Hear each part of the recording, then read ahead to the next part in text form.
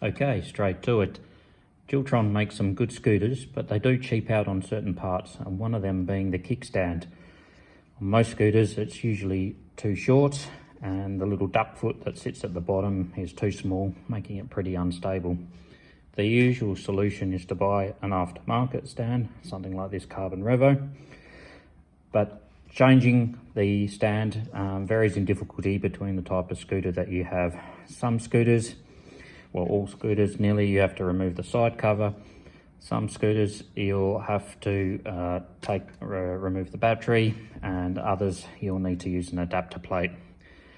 So here's a couple of shortcuts that may be of use if you don't want to do that full procedure. The first is the stand has a typical 10mm shaft.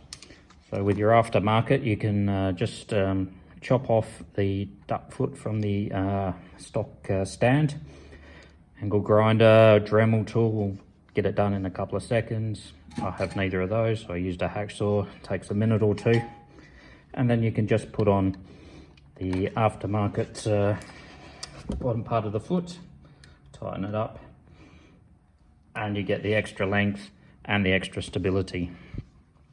The second tip is if you do want to go the full way and replace the whole stand mechanism, on the Eagle Pro and probably some of the other models, you need to take this bolt out, but it's blocked by the suspension arm.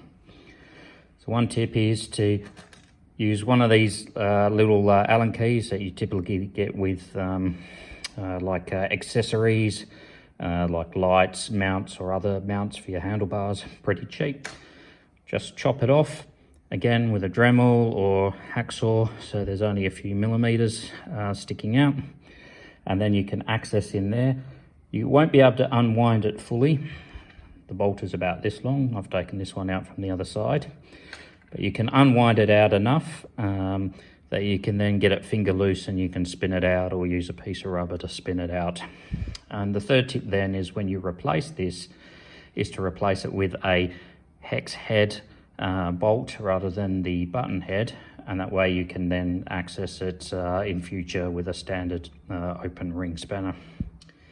So hopefully these tips may help you with some shortcuts until you do a full strip down and replacing the stand.